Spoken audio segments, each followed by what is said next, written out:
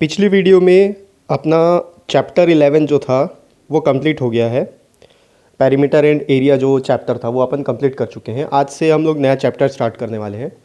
अगर पिछले चैप्टर में कोई डाउट है आपको या फिर कोई वीडियो आपने मिस कर दिया है तो पिछले सारे एक्सरसाइज का लिंक जो है इस वीडियो के डिस्क्रिप्शन बॉक्स में आपको नीचे में मिल जाएगा। एक्सरसाइज 11.1 2 3 4 जो भी है सबका लिंक आपको डिस्क्रिप्शन बॉक्स में मिल जाएगा। आप वहाँ जाके उसको देख सकते हो। अगर किसी क्वेश्चन में आपको डाउट होता है तो डिस्क्रिप्शन बॉक्स में आपको मेरा ईमेल आईडी भी मिल जाएगा। आप मेरे को ईमेल में कांटेक्ट कर लीजिए। आप बस इतना लिख लीजिए कि सर मेरे को कुछ डाउट क्लियर करना है, तो मैं आपसे अपना व्हाट्सएप नंबर शेयर कर दूंगा। जिस व्हाट्सएप में आप मेरे को कॉल करके या वीडियो कॉल करके या मैसेज करके आप अपना डाउट्स को क्लियर कर सकते हो। तो आज से नया चैप्टर हम स्टार्ट करने वाले हैं, चैप्टर नंबर 12 जिसका नाम है अलजेब्रिक एक्सप्रेशंस। तो एक्सरसाइज 12.1 स्टार्ट करने से पहले छोटा सा इंट्रोडक्शन मैं आपको दूंगा, जिसको लेके हम आने वाले जो अगला एक्सरसाइज है एक्सरसाइज 12.1 उसके कुछ क्वेश्चंस को सॉल्व करेंगे। तो चलिए एक छोटा सा इंट्रोडक्शन अपन व्हाइट बोर्ड में समझते हैं। तो एक्सरसाइज 12.1 स्टार्ट करने से पहले कुछ इंपॉर्टेंट पॉइंट्स डिस्कस कर लेते हैं। चैप्टर का नाम है अपना अलजेब्रिक एक्सप्रेशंस। अब इसका एक्चुअली क्या मतलब होता है वो मैं आपको बाद में बताऊंगा। पहले कुछ पॉइंट्स हैं, जैसे कि वेरिएबल। वेरिएबल क्या होता है? आप सिंपल इक्वेशन चैप्टर में मैं आपको ये सब चीज़ बता चुका हूँ, फिर भी एक बार रिपीट कर रहा हूँ। तो देखो वेरिएबल क्या होता है, एक नॉट फिक्स्ड होता है, ठीक है। इसका जो फिक्स नहीं होता वैल्यू, अनफिक्स्ड या नॉट फिक्स्ड। नॉट फिक्स्ड का मतलब वेरिएबल को अपन रिप्रेजेंट करते हैं किसी भी इंग्लिश अल्फ़ाबेट से, चाहे वो ABCDEXYZ, कोई भी इंग्लिश अल्फ़ाबेट के लेटर से हम वेरिएबल को डिटरमाइन कर सकते हैं या उसको एक्सप्रेस कर सकते हैं। अब डिपेंड करता है इसका वैल्यू कितना होगा। इसका वैल्यू फिक्स नहीं होगा, ये 1 हो सकता है, 2 हो सकता है, 5 हो सकता है, इसके जगह कुछ भी आ सकता है। जो वैल्यू फिक्स नहीं होता है उसको वेरिएबल बोला जाता है। उसके बाद आता है कांस्टेंट। कांस्टेंट क्या होता है? एक फिक्स्ड वैल्यू। इसका वैल्यू फिक्स रहेगा, हमेशा न्यूमेरिक फॉर्म में रहेगा। 1 5 8 10 100 500 624 जो भी रहेगा फिक्स्ड वैल्यू। आप 1 को कुछ और नहीं लिख सकते, 1 ही लिखना पड़ेगा। 5 को कुछ और नहीं लिख सकते, 5 ही लिखना पड़ेगा। 100 को कुछ और नहीं लिख सकते, 100 ही लिखना पड़ेगा। तो जो वैल्यू फिक्स्ड होता है उसको कांस्टेंट बोला जाता है। इसके बाद एक आता है टर्म्स। अब ये टर्म्स क्या होता है? वेरिएबल और कांस्टेंट का जो एडिशन या सब्सट्रैक्शन या फिर मल्टीप्लिकेशन होगा उसको कांस्टेंट कहा जाएगा, उसको टर्म्स कहा जाएगा। जैसे कि 7a 17x 25y, ठीक। या फिर दोनों एक साथ भी लिख सकते हैं, यहाँ आ गया 35xy, ठीक। या फिर आप लिख लो 68x square Y square Z square.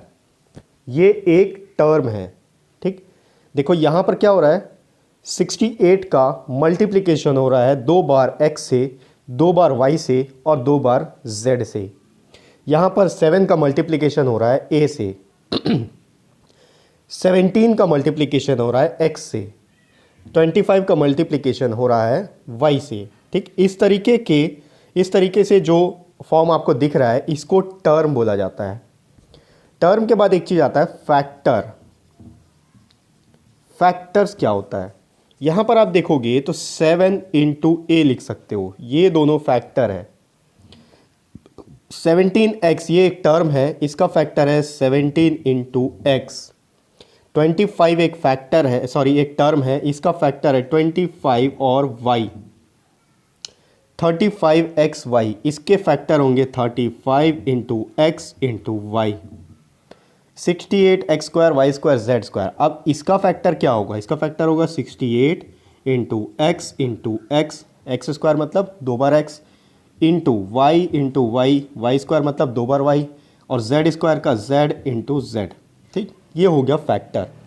तो टर्म्स और फैक्टर, ठीक, किसी भी टर्म्स में जो चीज़ आपस में मल्टीप्लाई हो रहा है वो उसके फैक्टर्स होते हैं। नेक्स्ट अपन देखते हैं एक्सप्रेशन। एक्सप्रेशन क्या होता है? कोई भी दो टर्म्स जब आपस में किसी भी अलजेब्रिक या फिर मैथमेटिकल ऑपरेटर्स के साथ ऐड, सब्सट्रैक्ट, मल्टीप्लाई या डिवाइड किए जाएं तो वो एक्सप्रेशन कहलाता है। ठीक, अब ज़रूरी नहीं है कि दोनों ही टर्म्स हो। ठीक है, एक कांस्टेंट हो सकता है, एक वेरिएबल हो सकता है। जब भी एक वेरिएबल और कांस्टेंट मिल जाएंगे और उनके बीच में कोई भी मैथमेटिकल ऑपरेशन होगा, जैसे कि 7a + 17x, ठीक है, उनका एडिशन होना ही ज़रूरी है, तभी वो एक्सप्रेशन कहलाएगा। ठीक है, अब देखो जैसे कि अगर ये लिखा जाएगा 25x या 25y - 35xy, तो यहाँ पर भी एडिशन हो रहा है। कैसे? इसको लिख सकते हैं अपन 25y प्लस ऑफ -35xy। ठीक, यहाँ पर टर्म कौन कौन सा है? यहाँ 25y एक टर्म हो गया, दूसरा टर्म है -35xy। ठीक है, टर्म मैं बता चुका हूँ क्या होता है। तो यहाँ पर एक टर्म है 25y, दूसरा टर्म है -35xy। तो एक्सप्रेशन क्या होता है? कोई भी दो टर्म का एडिशन को ही अपन इसको यहाँ पर एक्सप्रेशन बोलेंगे। अब अलजेब्रिक एक्सप्रेशन जो हमारे चैप्टर का नाम है, अलजेब्रिक एक्सप्रेशन क्या होता है? जब कभी भी कोई भी एक्सप्रेशन अलजेब्रिक ऑपरेटर से मिलकर बना हो। अलजेब्रिक ऑपरेटर्स क्या होता है? एडिशन, सब्सट्रैक्शन, मल्टीप्लिकेशन, डिवीजन या एक्सपोनेंशियल। अब ये एक्सपोनेंशियल क्या होता है? एक्सपोनेंशियल बोले से x का स्क्वायर, ये जो है इसका एक्सपोनेंट है, y का क्यूब ये इसका एक्सपोनेंट है, z⁴ ये इसका एक्सपोनेंट है। तो कोई भी एक्सप्रेशन जब किसी भी अलजेब्रिक एक्सप्रेशन से मिलकर बना हो तो उसको अलजेब्रिक एक्सप्रेशन बोला जाएगा। अलजेब्रिक जो शब्द है ये लिया गया है अलजेब्रा से। ठीक, अलजेब्रा, ये जो अलजेब्रा है ये एक अरेबिक वर्ड है। अरेबिक में इसको होता है अल-जबर। ठीक, अल-जबर, अल-जबर का मतलब होता है रीयूनियन ऑफ ब्रोकन पार्ट्स। ठीक, रीयूनियन ऑफ ब्रोकन पार्ट्स। ठीक है, अलजबर का मतलब, अलजबर क्या है? अलजेब्रिक एक्सप्रेशन से अलजेब्रा से बना है अलजेब्रिक एक्सप्रेशन। अलजेब्रा का मतलब रीयूनियन ऑफ ब्रोकन पार्ट्स, ये एक अरेबिक वर्ड है। अब देखो रीयूनियन ऑफ ब्रोकन पार्ट्स, यहाँ पर देखो 7a + 17x लिखा हुआ है।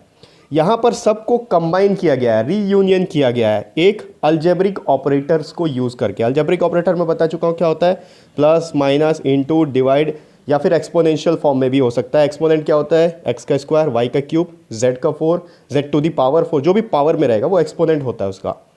तो यहाँ देखो सब चीज़ को मिला जुला के एक अलजेब्रिक एक्सप्रेशन को तैयार किया जा रहा है, या फिर अलजेब्रिक ऑपरेटर्स को यूज़ करके यहाँ पर एक एक्सप्रेशन बनाया जा रहा है जिसको बोला जाएगा अलजेब्रिक एक्सप्रेशन। ठीक है, अब मैं इसको रब करता हूँ, कुछ और इंपॉर्टेंट चीज़ आपको बताना है। अब अपन देखते हैं लाइक टर्म्स। ठीक, टर्म्स तो मैं आपको बता चुका हूँ क्या होता है। लाइक टर्म्स क्या होगा? आप देखो कोई भी वेरिएबल जो एक ही जैसे फॉर्म में लिखा हो, ठीक है, x y z, z x y, y x z, ठीक, अगर सेम फॉर्म में लिखा हो तो इसको लाइक टर्म्स बोल सकते हैं। ठीक, एक होता है अनलाइक टर्म्स। अनलाइक टर्म्स, अब ये अनलाइक टर्म्स क्या होगा? जैसे कि यहाँ लिखा है x y और दूसरा लिखा है x² y, तो ये दोनों अलग अलग है, ये दोनों अलग अलग टर्म्स है, ये दोनों एक ही टर्म्स है। ठीक है, इससे कोई फ़र्क नहीं पड़ता कि y इधर लिखा है x इधर लिखा है, दोनों हैं एक ही। और यहाँ पर देखो x y है, लेकिन यहाँ x के साथ में उसका पावर दिया गया है, यहाँ x² है। उसी तरीके से x² y² जो है x² y इससे अलग होगा, क्योंकि y के पास यहाँ पर स्क्वायर है लेकिन यहाँ पर y के पास स्क्वायर नहीं है, तो ये अनलाइक टर्म्स है। ठीक, यहाँ पर भी अगर x² और y² लिखा है और दूसरा y² और x² लिखा है तो ये लाइक टर्म्स है। क्यों? क्योंकि दोनों के पास ही स्क्वायर है, यहाँ पर x² है, यहाँ भी x² है, यहाँ पर y² है और यहाँ भी y² है, तो ये दोनों लाइक टर्म्स है। अब ये ज़रूरी नहीं है कि इनके बीच में कॉमा हो, ये प्लस भी हो सकता है, ये माइनस हो सकता है, डिवाइड हो सकता है, कुछ भी हो सकता है। लाइक टर्म्स का मतलब ये इनके जो वेरिएबल्स हैं वो सेम होने चाहिए, और अनलाइक टर्म्स मतलब इनके वेरिएबल डिफरेंट होंगे, चाहे वो किसी भी पार्ट में हो। अगर यहाँ x लिखा है सिर्फ और +7 लिखा है तो ये तो अलग ही है, ठीक है, ये कांस्टेंट टर्म है, ये वेरिएबल है, ठीक है, तो ये अनलाइक हो गया। अब एक चीज़ और देखो, अपन देखते हैं कोएफिशिएंट क्या होता है। कोएफिशिएंट, जितने भी वेरिएबल्स हैं इन वेरिएबल्स के आगे कोई भी न्यूमेरिक टर्म अगर लिखा है 5xy + 6xz, तो ये जो न्यूमेरिक टर्म है ये कोफिशिएंट होगा। अब ये ज़रूरी नहीं है कि सिर्फ 5xy का कोफिशिएंट है, आप यहाँ पर लिख सकते हो 5x जो है ये y का कोफिशिएंट है, या फिर लिख सकते हैं कि 5y जो है वो x का कोफिशिएंट है, ठीक है। ये जो फैक्टर्स होते हैं, ठीक है, फैक्टर्स को ही कोएफिशिएंट कहा जाता है। जैसे कि अगर 5x को y से अलग कर दिया जाए तो 5x जो है y का कोफिशिएंट हो गया। और यहाँ पर देखो 6xz लिखा हुआ है, तो हम बोल सकते हैं 6x जो है वो z का कोफिशिएंट है, या फिर इसको बोल सकते हैं 6z जो है वो x का कोफिशिएंट है। या फिर इसमें आप एक चीज़ और बोल सकते हो कि 6 जो है वो xz का कोफिशिएंट है, ठीक है। किसी भी फॉर्म में इसको लिखा जा सकता है, एक टर्म को एक वेरिएबल को छोड़ के बाकी जितने फैक्टर्स होंगे वो उसके कोफिशिएंट होंगे, ठीक है। इसको मैं रब कर रहा हूँ, कुछ और इंपॉर्टेंट पॉइंट्स हैं। अब अपन देखते हैं मोनोमियल। मोनोमियल क्या होता है? देखो नाम से ही समझ में आ रहा है, मोनोमियल से यानी कि कोई भी एक चीज़, जब एक ही टर्म लिखा होगा, ठीक, ये एक टर्म है XYZ, ये एक टर्म हो गया, सिर्फ 7x लिखा है तो ये एक टर्म हो गया, 8b लिखा है तो ये एक टर्म, सिंगल टर्म वाले एक्सप्रेशन को मोनोमियल्स कहा जाएगा, ठीक। अब देखते हैं बाइनोमियल।